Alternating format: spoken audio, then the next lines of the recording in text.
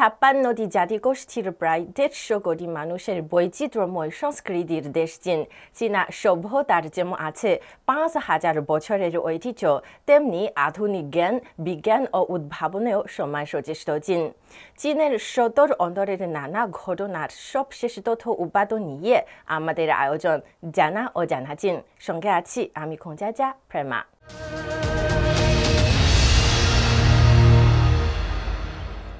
বাংলাদেশে হয়ে গেল চীন ও বাংলাদেশের পরিবেশগত টেকসই উন্নয়ন ও ব্যবস্থাপনা শীর্ষক সেমিনার। সোমবার ঢাকায় অনুষ্ঠিত এই সেমিনারে উঠে আসে পরিবেশের প্রতি দায়বদ্ধতা থেকে দুই দেশের চলমান নানা প্রকল্প ও ভবিষ্যৎ কর্ম পরিকল্পনার কথা।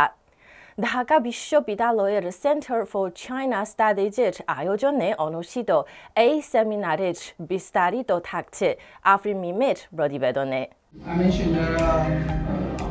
বাংলাদেশে অনুষ্ঠিত হয়ে গেল চীন ও বাংলাদেশের পরিবেশগত টেকসই উন্নয়ন ও ব্যবস্থাপনা শীর্ষক সেমিনার।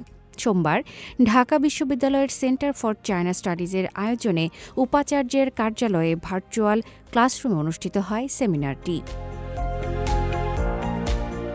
এই আয়োজনে প্রধান অতিথি হিসেবে উপস্থিত ছিলেন বাংলাদেশের অন্তর্বর্তীকালীন সরকারের পরিবেশ, বন ও জলবায়ু পরিবর্তন বিষয়ক উপদেষ্টা সৈয়দা রিজওয়ানা হাসান। বিশেষ অতিথি হিসেবে উপস্থিত ছিলেন বাংলাদেশে নিযুক্ত চীনা রাষ্ট্রদূত ইয়াও ওয়েন এবং ঢাকা বিশ্ববিদ্যালয়ের vice chancellor professor Niaz Ahmed খান।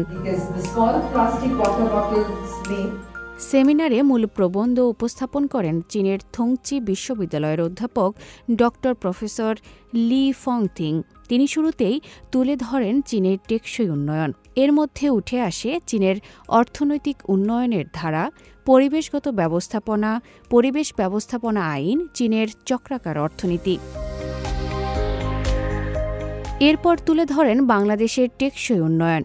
এর মধ্যে উঠে আসে মৌলিক ও সামাজিক উন্নয়ন, এছাড়া চীন ও বাংলাদেশের টেকসই উন্নয়ন কৌশল। পাশাপাশি তার উপস্থাপনায় উঠে আসে চীন এবং বাংলাদেশের মধ্যে পরিবেশ ব্যবস্থাপনার তুলনা। বাংলাদেশের এই পরিবর্তনকালীন সময়ে পরিবেশ সংরক্ষণে সব ধরনের সহযোগিতা করার আগ্রহের কথা জানান বাংলাদেশে নিযুক্ত চীনের রাষ্ট্রদূত ইয়াও ওয়েন।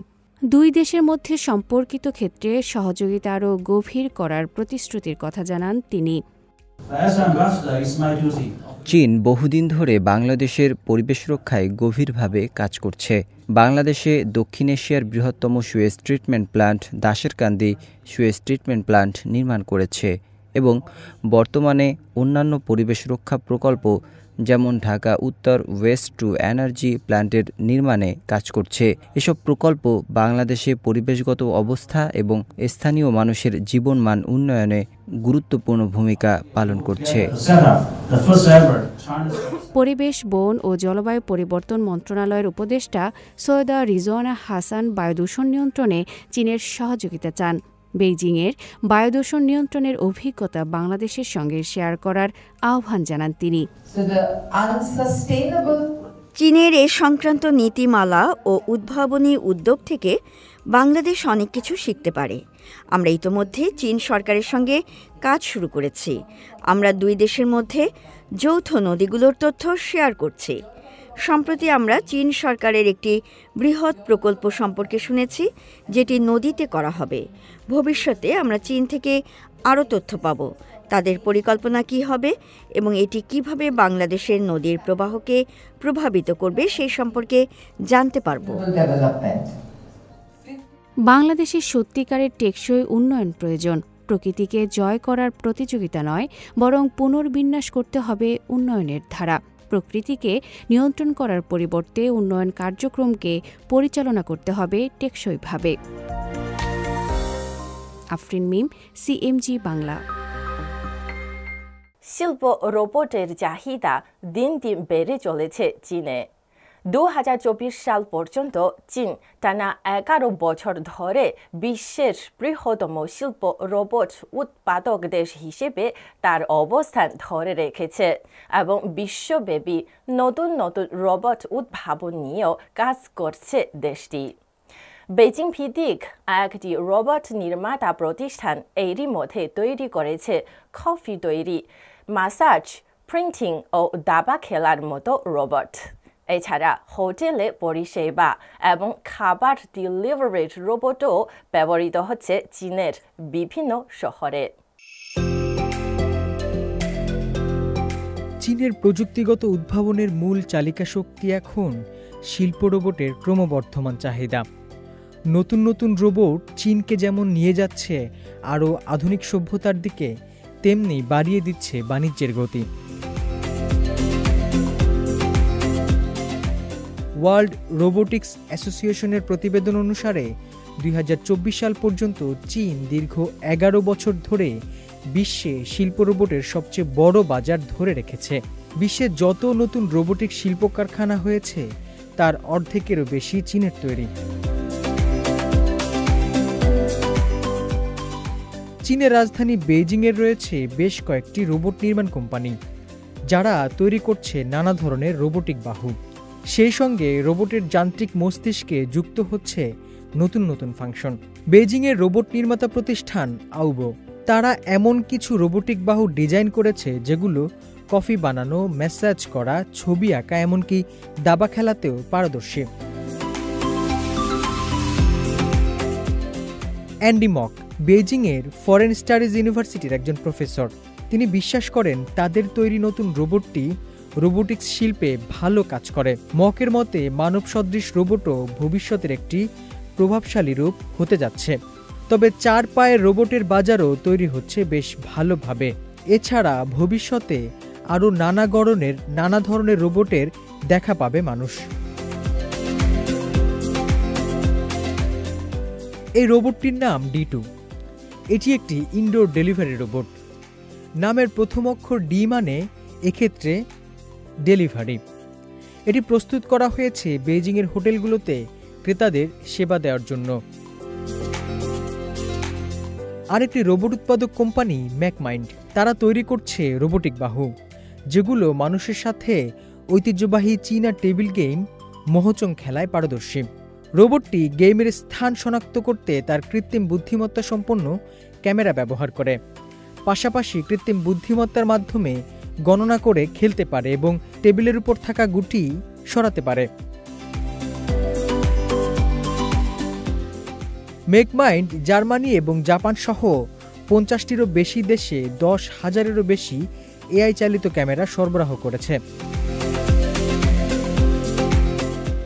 শিল্পের রূপান্তর এবং প্রবৃদ্ধি নিয়ে একটি পরামর্শক সংস্থা ফ্রস্ট অ্যান্ড সালিভান, তাদের গবেষণায় উঠে এসেছে বৈশ্বিক পরিষেবা রোবটের বাজার 2024 সালে 3 বিলিয়ন ইউয়ান থেকে বৃদ্ধি পেয়ে 2030 সালে 10 বিলিয়ন ইউয়ানে পৌঁছাবে। হোসনে মোবারক সৌরভ, সিএমজি বাংলা।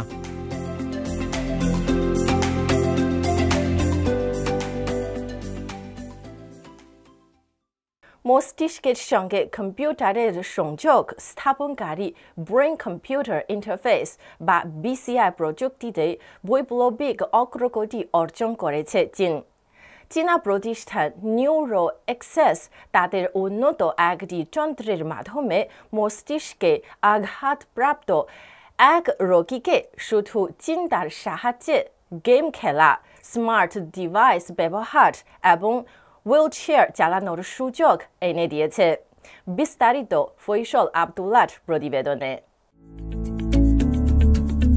চীনের সাংহাই ভিত্তিক স্টার্টআপ প্রতিষ্ঠান নিউরো এক্সেস সম্প্রতি মানুষের মস্তিষ্কের সঙ্গে কম্পিউটারের সংযোগ বা বিসিআই ইন্টারফেস প্রযুক্তিতে দুটি গুরুত্বপূর্ণ মাইলফলক অর্জন করেছে প্রতিষ্ঠানটি। রোগীদের চলাচল এবং যোগাযোগের ক্ষেত্রে বলা যায় বিপ্লব ঘটিয়েছে নতুন এ প্রযুক্তি। ফুতান ইউনিভার্সিটির অধিভুক্ত হুয়াশান হাসপাতালে পরিচালিত পরীক্ষায় 21 বছর বয়সী একজন মৃগী রোগীকে অন্তর্ভুক্ত করা হয়। তার মস্তিষ্কে একটি ক্ষত ছিল, যার কারণে তার মাথায় স্থাপন করা হয় উন্নত বিসিআই ডিভাইস। সার্জারির মাত্র 48 ঘন্টার মধ্যে ওই রোগী পুরোপুরি চিন্তা শক্তির মাধ্যমে শারীরিক কোনো নড়াচড়া ছাড়াই টেবিল টেনিস খেলতে এবং কম্পিউটার গেমে অংশ নিতে সক্ষম হয়েছেন। 2 সপ্তাহের প্রশিক্ষণের পর ওই রোগী উইচ্যাট ও তাওবাওয়ের মতো স্মার্টফোন অ্যাপ এবং স্মার্ট হোম ডিভাইস ও হুইলচেয়ার চালাতে পেরেছেন শুধু চিন্তা শক্তির মাধ্যমে। প্রতিটি ব্রেন ওয়েভ সিগন্যাল মস্তিষ্কের কোষ থেকে নির্গত একটি সংকেতের সঙ্গে সম্পর্কিত। এমন কয়েক হাজার সংকেত মিলিত হয়ে বিভিন্ন তরঙ্গের বিন্যাস তৈরি করে।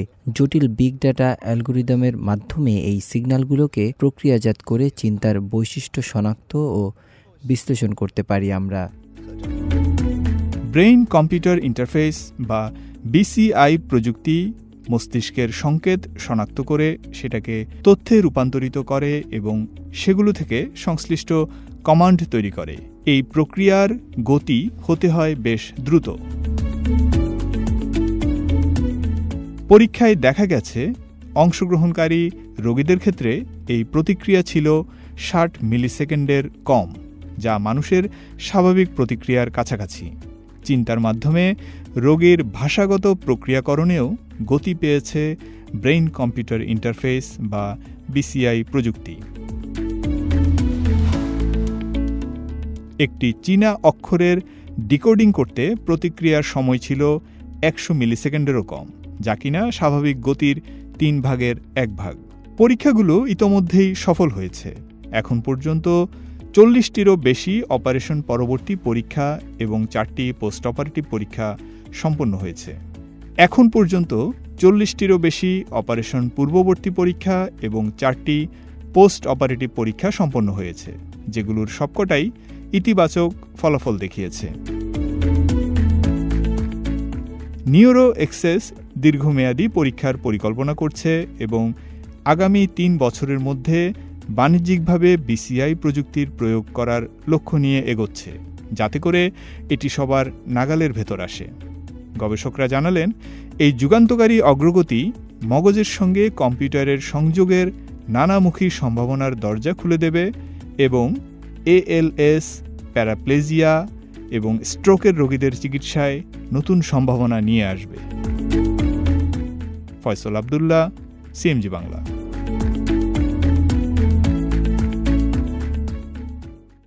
আরও খবর নিয়ে ফিরছি একটা ছোট্ট বিরতির পর। আমাদের সঙ্গে থাকুন।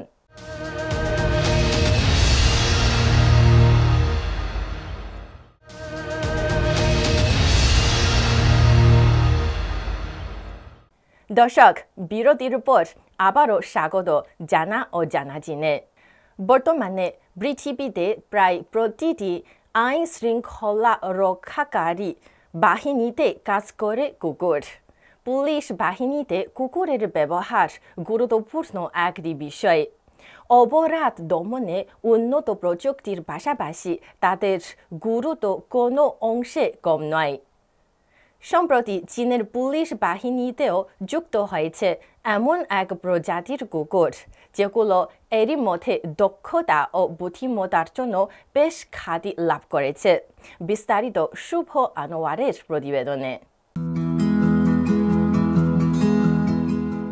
সুন্দর অবয়ব এবং বিস্ফোরক শনাক্ত করার অসাধারণ দক্ষতার জন্য চীনে বেশ জনপ্রিয়তা পেয়েছে কর্গি প্রজাতির দেশটির প্রথম পুলিশ কুকুর ফুচাই। এই ছোট্ট কুকুরটি প্রশিক্ষণের সময় বেশ কিছু মজার ঘটনা জন্ম দেওয়ার পাশাপাশি অসাধারণ বুদ্ধিমত্তা এবং কৌতূহলী স্বভাবের পরিচয় দেয়। পূর্ব চীনের শান্তং প্রদেশের ওয়েফাং পাবলিক সিকিউরিটি ব্যুরোর পুলিশ ডগ বেসে প্রশিক্ষণের সময় পুলিশ কুকুর ফুচাই এবং তার সহকর্মীদের বিভিন্ন ধরনের পরীক্ষা নেওয়া হয়। এর মধ্যে ছিল তাদের সামনে লোভনীয় মুরগির মাংস রেখে প্রতিক্রিয়া পর্যবেক্ষণ করা। এই পরীক্ষার উদ্দেশ্য ছিল কুকুরগুলোকে গুরুত্বপূর্ণ মিশনের সময় খাবারের প্রলোভন থেকে বিরত থাকতে শেখানো। এই প্রশিক্ষণটি পুলিশ কুকুরদের জন্য অত্যন্ত গুরুত্বপূর্ণ, কারণ এই প্রশিক্ষণ তাদেরকে গুরুত্বপূর্ণ মিশনের সময় খাবারের বিভ্রান্তি প্রতিরোধ করতে শেখাবে। অপর 3টি কুকুরের সঙ্গে ফুচাইয়ের প্রশিক্ষণ শুরু হলে প্রশিক্ষকরা খাবার রেখে অঞ্চলটি ছেড়ে চলে যান। এতে দেখা যায় অন্যান্য কুকুরের মতো ফুচাই প্রথমে খাবারের দিকে তাকিয়ে থাকে, কিন্তু সে অন্যদের মতো তাড়াতাড়ি খাবার খেতে চলে যায়নি। সে আগে অন্য কুকুরদের প্রতিক্রিয়া পর্যবেক্ষণ করে। যখন সে নিশ্চিত হয় যে অন্য কুকুরগুলো খাবার গ্রহণ করছে, তখনও ফুচাই খাবার গ্রহণ থেকে বিরত থাকে। ফুচাইয়ের এই মজার ঘটনা সামাজিক যোগাযোগ মাধ্যমেও ভাইরাল হয়েছে এবং মানুষ তার বুদ্ধিমত্তা এবং কৌতূহলী স্বভাবের প্রশংসাও করেছে। ফুচাই প্রথম প্রশিক্ষণে ব্যর্থ হয়েছিল। খাবারের প্রশিক্ষণ দেওয়ার সময় সে বারবার পিছনে সামনে তাকিয়ে থাকত এবং অন্য 3টি কুকুরের প্রতিক্রিয়া পর্যবেক্ষণ করত। এরপরে সে আমার প্রতিক্রিয়া এবং অন্যান্য প্রশিক্ষকদের পরীক্ষা করছিল। সবকিছু মূল্যায়ন করার পরে ফুচাই মনে মুরগির ড্রাম খাওয়ার সিদ্ধান্ত নিয়েছিল। গত বছরের মার্চ মাসে ফুচাই পুলিশ কুকুর ক্যাম্পে জনসমক্ষে প্রথম উপস্থিত হয়েছিল। অক্টোবর মাসে বিস্ফোরক শনাক্তকরণে তার অসাধারণ দক্ষতা প্রদর্শন করে মূল্যায়নে উত্তীর্ণ হওয়ার পর আনুষ্ঠানিকভাবে রিজার্ভ পুলিশ কুকুর থেকে সার্টিফাইড পুলিশ কুকুরে রূপান্তরিত হয়। কর্গি জাতীয় কুকুরগুলোর প্রবল কৌতূহল থাকে। বাইরে কাজ করার সময় তারা সহজেই বিভ্রান্ত হয়ে যেতে পারে। আর কর্গির পা তুলনামূলকভাবে ছোট, যার মানে হলো যে তারা সাধারণ পুলিশ কুকুরদের যেসব কাজ করতে হয় সেগুলো সব সম্পন্ন করতে সক্ষম নাও হতে পারে বলে জানালেন এর প্রশিক্ষক। প্রশিক্ষক চাও জানালেন তিনি কখনোই ভাবেননি যে একটি কর্গি পুলিশ কুকুর হিসেবে কাজ করতে পারবে। তিনি একটি পার্কে সৌভাগ্যবশত ফুচাইয়ের দেখা পান। সেখানে কুকুরটি অসাধারণ মিথস্ক্রিয়ার দক্ষতা প্রদর্শন করেছিল। আমাদের ঘাটির পূর্ব দিকে একটি ছোট্ট পার্ক রয়েছে। ফুচাইয়ের আসল মালিক সেখানে তার সাথে খেলছিলেন। আমি জিজ্ঞাসা করলাম তার নাম কি। তখন তিনি বললেন ফুচাই। আমি দূর থেকে ফুচাই ডেকেছিলাম। সে সরাসরি আমার দিকে ছুটে এসেছিল। আমি অনুভব করছিলাম মানুষের সাথে তার মিথস্ক্রিয়া অসাধারণভাবে শক্তিশালী। যখন আমি তার সাথে খেলাধুলা করতাম সে সময় ফুচাই খুবই সহযোগী ছিল। আমরা দিনের বেলায় তাকে প্রশিক্ষণ দিতাম এবং রাতে সে বাড়ি যেত। আমরা ধীরে ধীরে তাকে পর্যবেক্ষণ করতাম। আমরা মনে করেছিলাম যে ফুচাই যদি শেষ পর্যন্ত পুলিশ কুকুর নাও হয়ে ওঠে তবুও সে একটি অসাধারণ পোষা প্রাণী হবে। তাই ধীরে ধীরে 1 বা 2 মাস ধরে আমরা তাকে প্রশিক্ষণ দিয়েছিলাম এবং পর্যবেক্ষণ করেছিলাম। চাও আরও জানালেন তারা বিস্ফোরকের গন্ধ একটি মাটির খুঁটিতে পুঁতে রাখেন, যা নির্দিষ্ট দৈর্ঘ্যের একটি স্টেইনলেস স্টিলের রডের সঙ্গে মাটিতে ঢুকিয়ে দেওয়া হতো। যখন তারা খুঁটিটি দেখাতেন ফুচাই তাৎক্ষণিকভাবে প্রতিক্রিয়া জানাতো, সংকেত দিত এবং তাৎক্ষণিকভাবে শনাক্ত করত। এরপর তারা বুঝতে পারলেন কুকুরটি গন্ধের প্রতি কতটা সংবেদনশীল। কুকুররা তাদের বিশেষ ক্ষমতার মাধ্যমে অপরাধীদের ধরতে, হারিয়ে যাওয়া ব্যক্তিদের খোঁজে কিংবা বিস্ফোরক মাদকদ্রব্য শনাক্ত করতে এবং সীমানা রক্ষায় গুরুত্বপূর্ণ ভূমিকা পালন করে। তাদের প্রশিক্ষণ এবং যত্নের মাধ্যমে তারা আইনশৃঙ্খলা রক্ষাকারী বাহিনীর জন্য একটি অবিচ্ছেদ্য অংশে পরিণত হয়েছে। যদিও কুকুরদের ব্যবহারে কিছু চ্যালেঞ্জ রয়েছে, তবে তাদের সুবিধাগুলো অনেক বেশি। ভবিষ্যতে কৃত্রিম বুদ্ধিমত্তার উন্নতির সাথে সাথে কুকুর এবং মেশিনের সমন্বয়ে আরও উন্নত প্রযুক্তি ব্যবহার করে অপরাধ দমনে কাজ করা যাবে বলেও আশা করছেন সংশ্লিষ্টরা। শুভ Anwar, CMG Bangla. 新疆也是大林欧布巴希盖塔嘎沙亚 populars infratica bonke বলাহাই মরুভূমির বীর। 20-এর প্রায় 72% পপুলার গাছের আবাস এটি। এই বনকে পুষ্টির যোগান দেয় তারিম নদী। শরৎ ও শীতে এটি সোনালি আবহাওয়ায় মোড়ানো মনোমুগ্ধকর দৃশ্য তৈরি করে। বনের মধ্যে আছে একটি জনপ্রিয় হাইওয়ে বাইক রেস ট্র্যাক। বিস্তারিত ইয়াংজিজেন অনুপমার প্রতিবেদনে।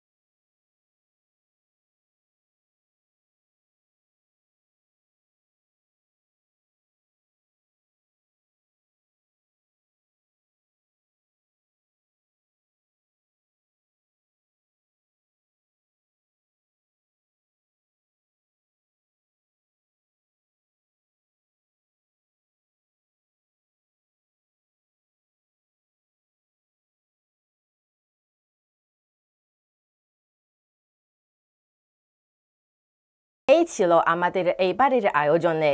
টেলিভিশনের পাশাপাশি সামাজিক যোগাযোগ মাধ্যমে অনুষ্ঠানটি দেখতে ভিজিট করুন facebook.com/cmg বাংলা এবং ইউটিউব চ্যানেল CMG বাংলায়। আগামী পর্বে আবারও দেখা হবে। সে পর্যন্ত ভালো থাকুন, সুস্থ থাকুন।